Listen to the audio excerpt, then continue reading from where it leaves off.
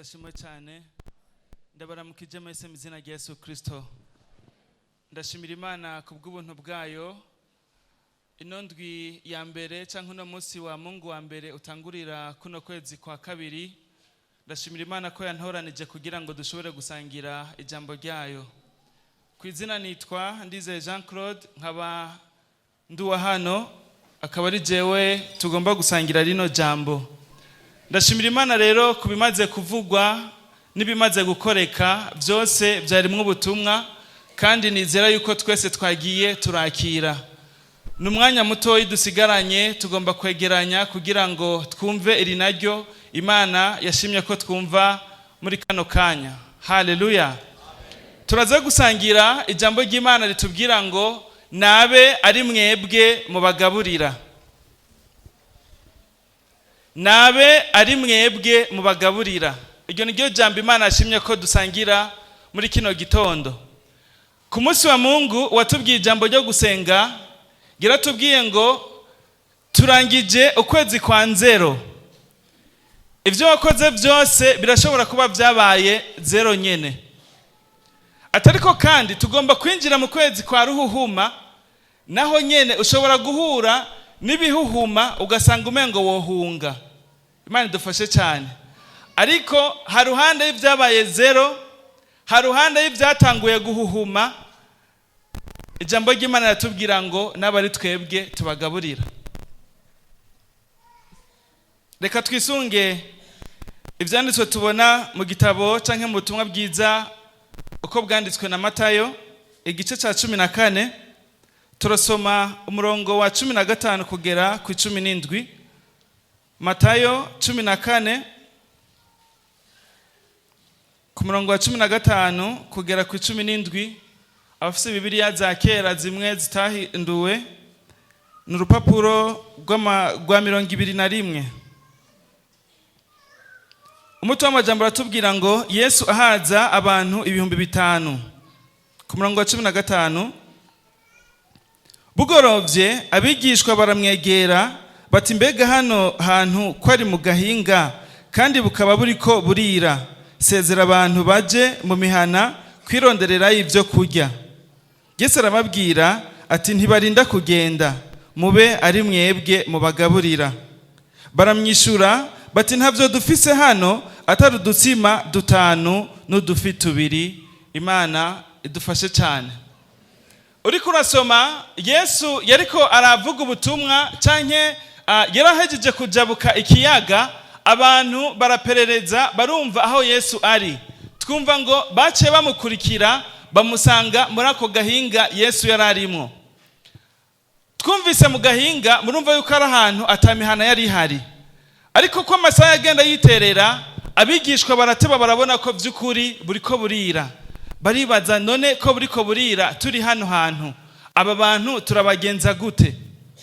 Turana kungene bace begera Yesu nk'abamugisha inama, baramubwira ati ku by'ukuri amasaha ari karakura, burije kandi ahantu turi urabona nta mihana ihari, novuga ati nta n'amabotike ahari, nta n'amavandereza ibitumbura bahari, nta kintu na kimwe cyo gufungura kiri muri kano karere.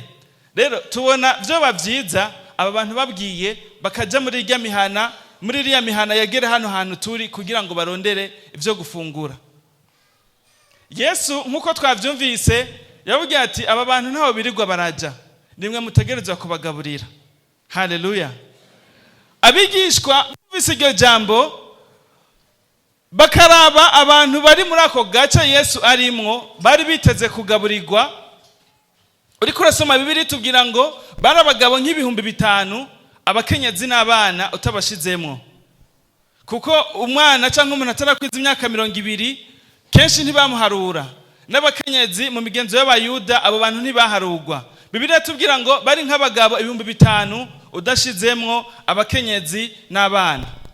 Ariko twogira ibiharuro hano tuza gusanga abakenyezi aribo benshi kudusumba, sivyo?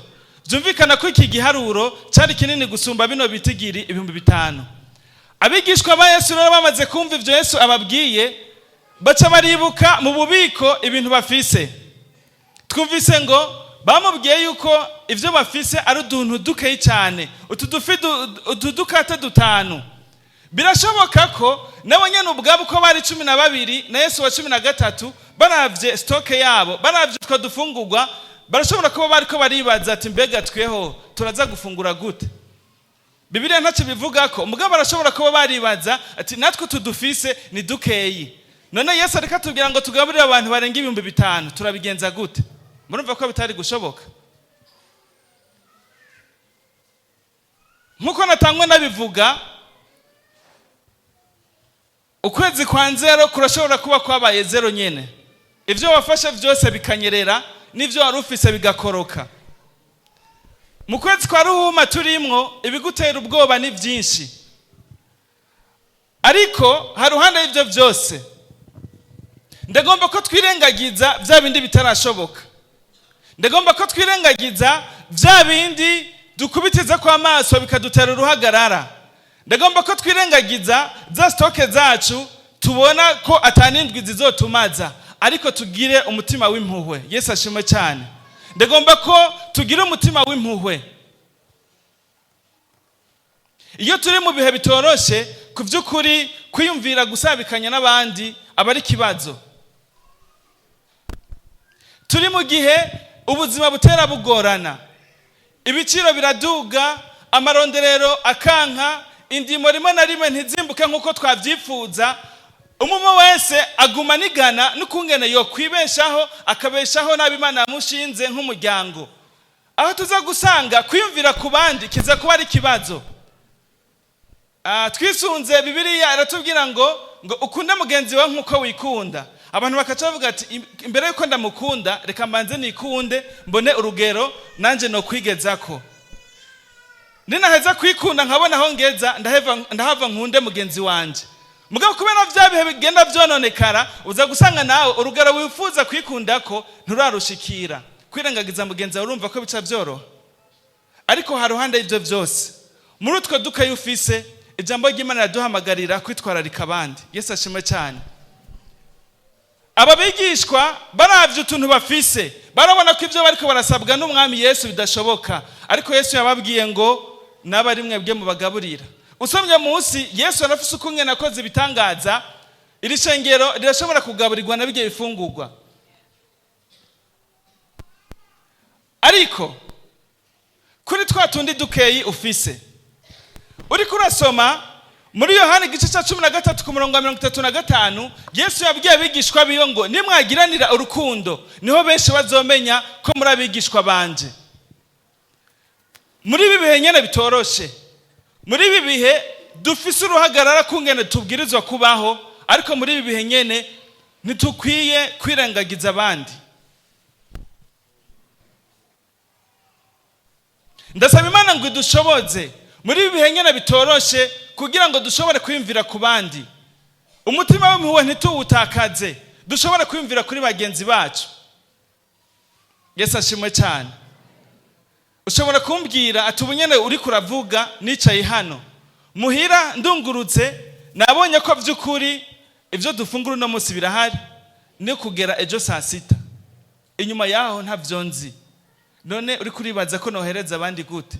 Aho niko babironse. Ndazi ko hari abo turi kumwe n'inyuma saa 6 batazi kungene biza kugenda, sivyo? None rero ufise dukeyi ugatangura kugira uruhagarara, none abandi ndabahako gute, nanje nsigare gute? Ndakubaze, urabifise sivyo? Ivya saa 6 nivyo mwijoro, kugera ejo saa 6 birahari. Mwijoro ejo bizoca bigenda gute? Higa ejo bizogenda gute? Samasengesho nano cutangura, sivyo? None reka ndagusabe utwo dukeyi ufise, usanze ukwiza amasahani 2, mugenzi wawe muhereze ku isahani. Yamana witeze inyuma ya wa munsi umwe n'igice, ubandanye uyitega no muri umwanya nyene utwo wari ufise uduhereje ko mugenzi wawe. ntidusumbwe urukundo n'abantu b'isi. Muriko muraraba abayisilamu kungene babayeho, ku munsi wa gatanu uzosanga n'utafise ikintu kizima canke kinini ari yaranje akarondera abantu ahereza. Mugiye muri Prince Regent muzosanga ku munsi wa gatanu abayisilamu bariko bagenda bashira ifungurwa abantu batazi, ariko abo bantu ivyo bakora bobo nta namwe vyandikwa. Ariko twebwe nk'abana b'Imana turazi yuko ibikorwa dukora byose vyandikwa mu gihugu cyo mwijuru kandi tukabironkera impembo turi hano ku isi no mu bihe bidashira. Yesu ashimwe cyane. None mumva ko ariko dukwiye gukora cyane gusumba abandi. N'abari mwebwe mubagaburira, uko ibihe bitera bigorana, uko ibihe bitera biba nabi, ndasaba Imana ngo idushoboze kwiyumvira nako, kuko tutabikoze gutyo tuzosanga hari abantu turiko turatakaza. Biragoye gusanga uri umupapa rimwe kabiri abutunze batariko barafungura, bene data ntibashoboye kukwiyumvirako, birashika n'aba wituye bose ntibakwakire neza. Murumva yuko guta ubwizigirwa bizoba byoroshe. Umukozi w'Imana arunaheje kutubwira ngo hagati y'ibitugerageza Imana iraducira icanzo. Ico canzo ashobora kuba ari wewe. Imana ishimwe cyane. Reka ntituzibira ivyo vyanzo Imana yateguye kugira ngo dufashe abandi.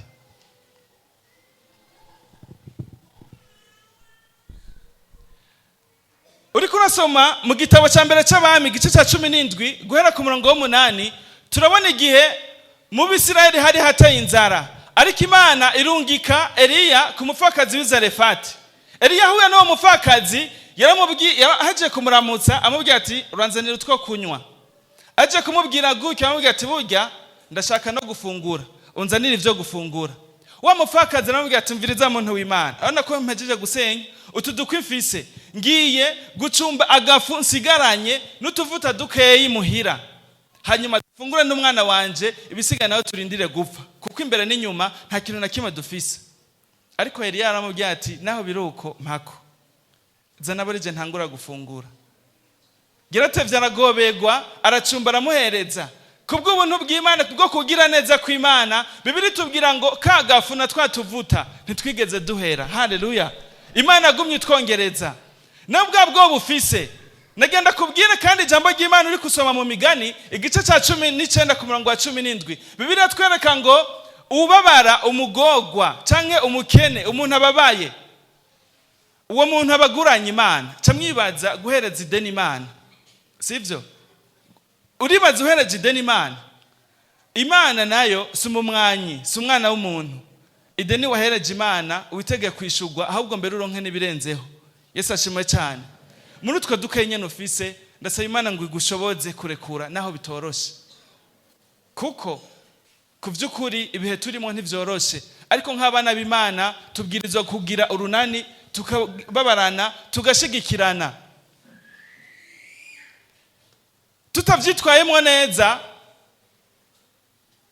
gutukisha Imana kuri bamwe bamwe birashoboka, naho bidusaba kwihangana, ariko kuvyukuri kwihanganira inzara y'umunsi umwe imisi ngahe murumva ko bitoroshe. Umuntu ashobora gusanga yagiye kuronderera mu nzira zitarizo, ariko reka turinde bene data kuri vya bindi bike dufise, kuri bwa bushobozi buke dufise, dushobore kugira ngo abandi baronke ingene babaho. Yesu ashimwe cyane. Ariko kandi umutima w'impuhwe Imana ntishobora kuyirengagiza. Uravye mu vyakozwe n'intume igice c'9 ku murongo wa 36 kubandanya, turabona inkuru ya Tabita. Tabita Bibiri yatubwira ngo yari umuntu w'umugwaneza, umuntu w'umugira neza, yarasanzwe yitwararika abapfakazi n'abandi bantu. Ariko igihe cyo gupfa kiragera, Tabita arapfa. Amaze gupfa, ba bantu bose yafasha barabimenya yuko wa muntu asanzwe abagirira neza yashengeye. Bace bahaguruka baravuga ati ibintu ntibishoboka. Bose ngo bace barahaguruka baririra ku kiziga cya Tabita, umwe wese yerekana ivyiza yamukoreye. Bararira cyane. Ariko kubw'ubuntu bw'Imana, Imana ikoresheje Petero yaciyaza Tabita arasubira kuba muzima. Haleluya. Nagenda kubwire kugwiza abagirira neza ugwiza abagusengera. Yesu ashimwe cyane. Ntitubikora nko gutanga igiturire, oya. Tubikora turongowe n'urukundo. Mwibaza namba ari umwana warihiye minerval canke umupapa wahereje 5,000 agahitana ibijumbu ashira umuryango yari yaburaniwe, niyumva ko gwaye uwo muntu wibaza kazo kwirengagiza kugusengera. Yesu ashimwe cyane.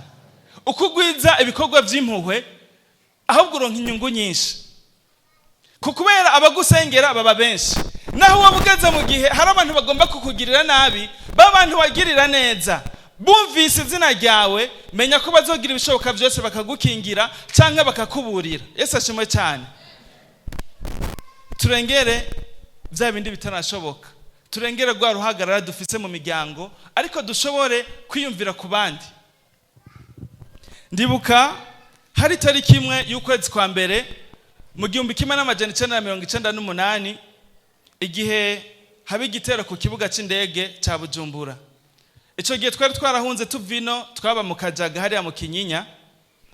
Ico gitero kimaze kuba, twahungiye muri club, muri rya hotel muzi kwikomeye, sivyo none?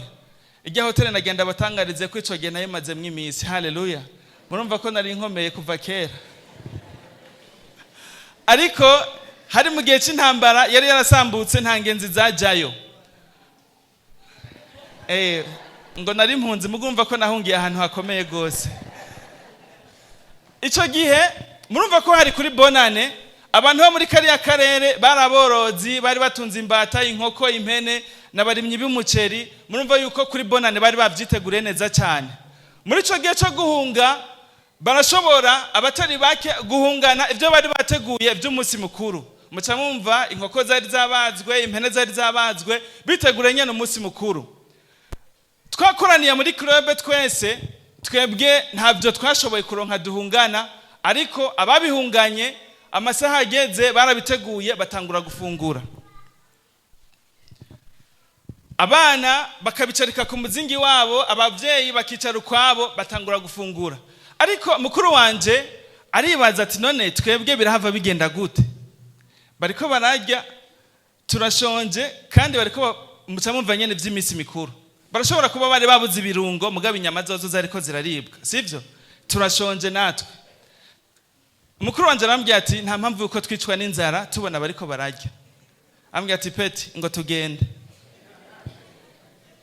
Ndamuja inyuma, agahengera ku muzingi w'abana bariko barafungura, basamaye na gatoyi, yururutse amaboko abiri, kumwe mu bugari ukundi mu nyama, akaca mpereza, nawe akaca yururuka atora ivyiwiwe, tusha turiruka. Dushobora gufungura gutyo. Imana idufashe cyane. Murumva yuko iyo baza kugira umutima w'impuhwe ngo dusabikanye, ivyo ntivyari kuba. Ariko nta kundi twari kugira, ntitwari kwicwa n'inzara tubibona. Ariko mu nyumve neza, singomba gutera intege abantu bahitamwo inzira zitarizo ngo bagomba gutunganya ibibazo bafise. Oya. Ariko mwibuke nabasavye ko tubwiriza kugwiza umutima w'impuhwe kugira ngo turinde bene data gukora ibyaha barondera ukungene babaho. Yesu ashimwe cyane. Camwibaza uhagararanye n'umuntu ashonje, nawe uri kurafungura, ntimumva yuko atuma kwiyahurira kakabigupapura? Ashoboye kubironka aravyirukankana, ariko ushoboye kumuyumvira ko hakiri kare ukamumanyurira ko na gatoyi biba bimaze. Yesu ashimwe cyane. Tugwize umutima w'impuhwe muri twebwe. Ubuzima nivyo buragoye, ariko muri vya bindi bikeye nyene dufise, ntuje guharura turumva nzobanza ndabe stoke y'umwaka wose kwishoboka ko ndayifise amanimvire ku bandi, hanyuma inyuma y'uwo mwaka naho ntuzogaruka gusenga Imana. Yesu ashimwe cyane. Naho yo bari sahani imwe ugasanga bishoboka, wamenye mwene data shonje muhereze. Yesu ashimwe cyane. Hari amasengesho bene data basenga, wanashima bakaduterereza amasengesho, ariko ugasanga hari umutwaro mwene data kubwiye ariko aragendana, ucumubwira ngo ngiye kugusengera, ariko nagenda kubwira imitwaro myinshi Imana yishura biciye kuri twebwe. Nk'akarorero, nk'ubu ndakubwiye yuko muhira atakintu na kimwe nasizeyo, ucumbwira ngo ugiye gusenga, kandi mu mufuko ufise amahera, canke muhira wasizeyo ibiro nka 10 vy'ibiharage, ivyo nta munsi mukuru ufise ngo have ubirira rimwe, ucuja gusenga, ukeneye ko Imana izobigenza gute? Yesu ashimwe cyane. Ukeneye ko Imana yururutse ibiharage, menya ko Imana ikoresha jewe na wewe. Hari amasengesho adakenewe kubera inyinshi Imana yaramaze kuzitanga, nitwebwe turiko turazigumya. Reka tuzira ko tuzishikirize benezo. Haleluya. Muri bibihe nyene bitoroshe, reka dufashe abandi. muzi ingana biryoshe, hari umuntu washoboye kugaburira, hari umwana washoboye kwambika, hari umwana washoboye kurihira minervare, yibutse iciza wamukoreye akavuga ati Mana ndagushimira ku bwa mwene data naka, ku bwa ca ciza yankorera. Mwibaza ko iryo sengesho Imana yoryanga canke yogirengagiza? Yesu ashimwe cyane. Umunezero wacu ntitugombe kuwukura gusa muri vya bindi vyinshi dutunze, kuko ivyo urashobora kubigwiza ukabiburiramwo amahoro. Hari umugwiza atunga umwe basavye intererano yo kugura udukinga tw'abana bamugaye, amasheze roulant. Cari ikigo c'abana bamugaye, bamusavye intererano yo kugira ngo bagure udukinga two guhereza abo bana, kubera bari basanzwe bagendera ku mabekiye, abandi bagenda bicaye hasi, abandi bavura. Amafaranga yarababajije hakenewe angahe, arayisopa arabahereza. Amaze kuyabahereza utwo dukinga duhejeye kugugwa, baramwinginga baramusaba ati ingo tujane tuje kudushikiriza. Aravuga ati no, gico nategeza gukora nagihejeje, mwebwe nimugende ntibikenewe ko tujana. Ariko baramugobereye gushika naho bajana. Ashitseyo twa dukinga bahejeje kudutanga, barerekana n'umugira neza ashoboye kudutanga. Abana bararyoherwa cyane bicaye kuri twa dukinga, abari basanzwe bagenda bavura mugabo bicaye ku dukinga bariko barakina bazunguruka. Wa muntu arabona umunezero abantu bafise, abana bafise ingene ungana, ngo hacaraza umwana umwe aramwegera amufata ku ipantaro, aramuraba anezerewe cyane, aramubwira ati ndakeneye ko tuzohurira mu gihugu cyo mwijuru. Uwo mugabo iyo shusho y'uwo mwana ntiyamuvuyemwo. Uko yavuye ngaho yaratahuye by'ukuri ko naho amafaranga yarayafise, ibyo yibaza nk'umunezero byose ataho bihuriye no gutuma hari uwundi mugenzi wawe ashobora kunezerwa bivuye kuri wewe. Tugire umutima wo kubabara abandi. Yesu ashimwe cyane. Ubuzima nibyo buragoye, ariko twumviraneko.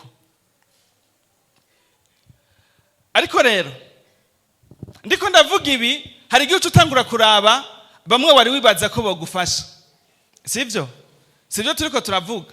Tutangura ya mihanda ati ibi bintu naho bariko barabivuga, ndibuka naka naramusavye yaranyimye, ndibuka nakaguma nyirengagiza. Utangura kuraba abandi, si sawa.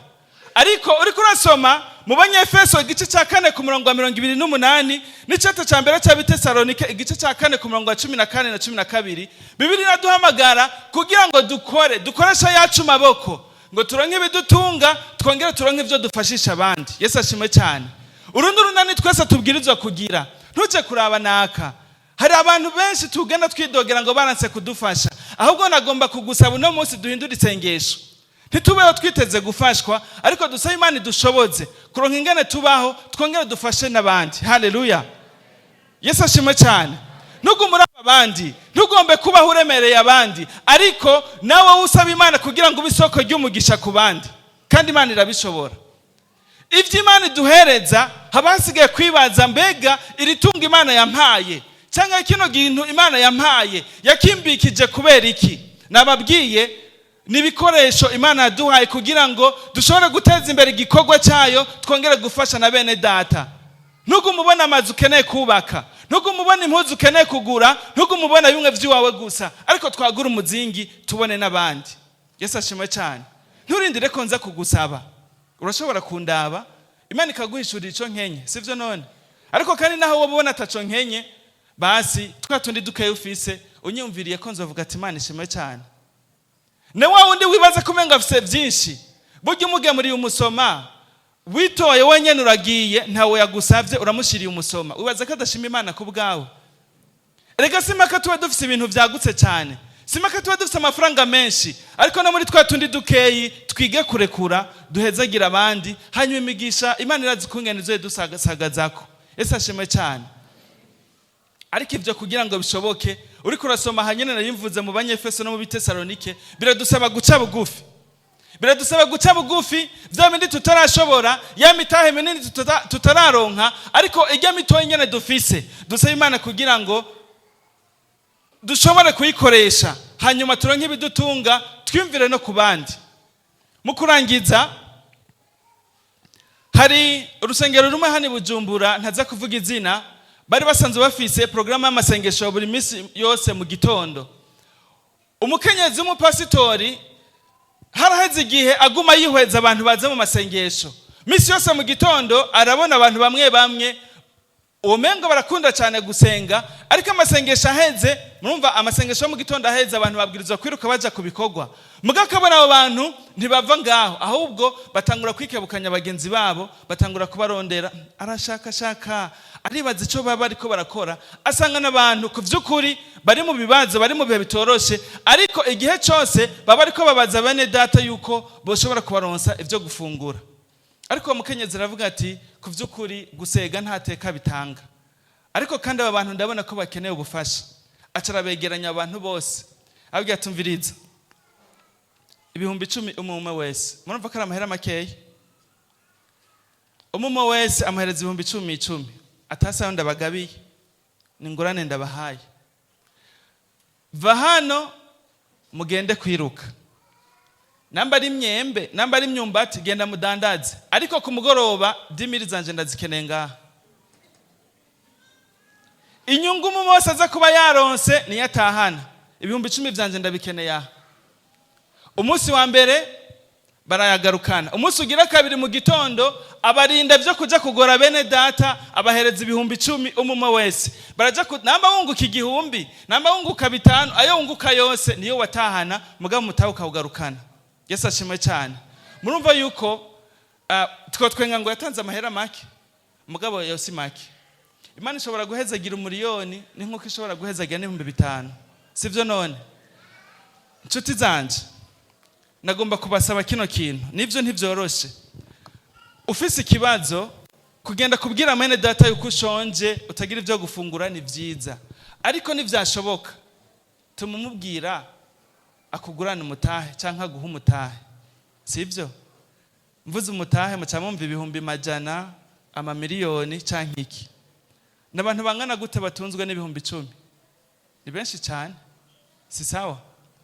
Ariko uzoba wituye ashoboye kuguhereza yarenze ivyo 10,000, ntutangure kubona vyo bihare gutari waguze.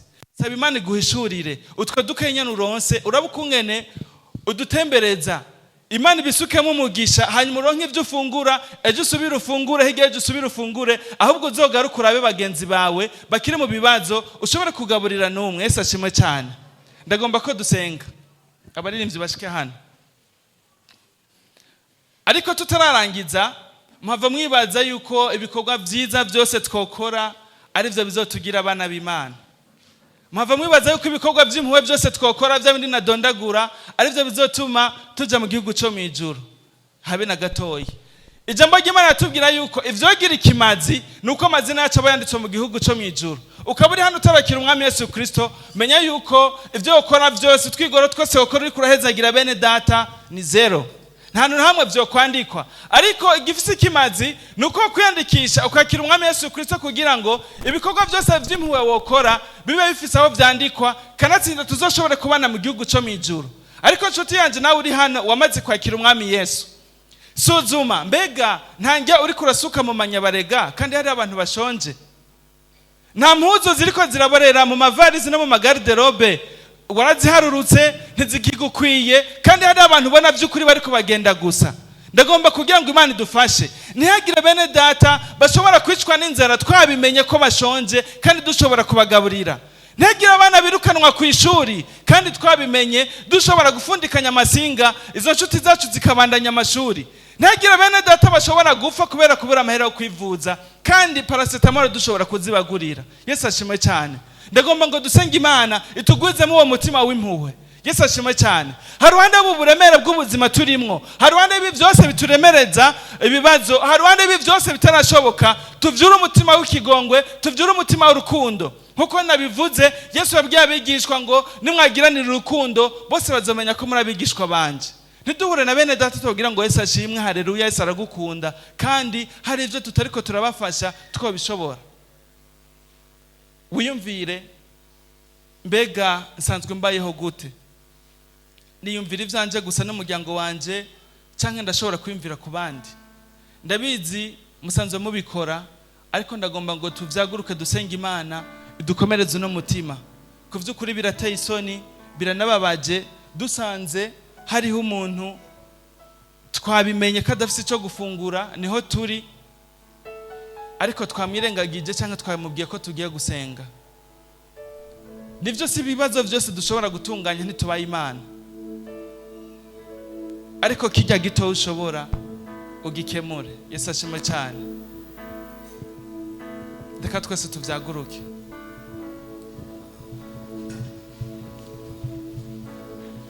Imana idushoboze. Hari intambamyi tugira, turashobora kubona abantu bakeneye ubufasha ubwo ari bwo bwose, ariko tugasanga ubushobozi bwacu buraturimita, ntiburiko buratworohereza. Ndasaba Imana kugira ngo itubere umutabazi muri rwa rudandazwa dusanzwe dukora. Imana duhezagire kugira ngo dushobore kuronka ingene dufasha abandi. Muri bwabuzi twifuza, Imana ibuturonse muri byo bikorwa byacu bya misi yose, muri za ndimo zacu. Imana dusukamo umugisha kugira ngo dushobore kwimvira ku bandi. Yesu ashimwe cyane. Ariko kandi Imana itugwizemo umutima w'impuhwe, itugwizemo umutima wo kwimvira ku bandi, bitaragwira biganyene bike dushobore kubihereza ku bandi nabo bashobore gushimira Imana. Ariko kandi iryo sengesho tutararigira nkuko nari nabivuze, dushobora kuba turi kumwe hano utarakira Umwami Yesu Kristo. Urukundo rw'Imana ugumva rurengana gutyo gusa, ariko utarakira Umwami Yesu nagomba utera intambwe ushikana imbere kugira ngo tugusengere. Cyo kimwe n'uwataye Imana, ushobora kuba wararemerejwe n'ibibazo by'ubuzima cyangwa kubw'impamvu kanaka ugasanga warasubiye inyuma. Nawe imbere ko dusenga iryo rindi sengesho, utera intambwe ugashikana imbere kugira ngo tugusengere. Kuko ivyo twosenga byose ntacyo byo kumarira ukiri kure y'Imana. Biradusaba ko tuba dufise imigenderanire myiza n'Imana kugira ngo ibisigaye bishobore kugenda neza. Abari muri iyo migwi ibiri, utarakira Umwami Yesu Kristo abitahura iyo shikana imbere kugira ngo tumusengere, cyo kimwe n'uwasubiye inyuma.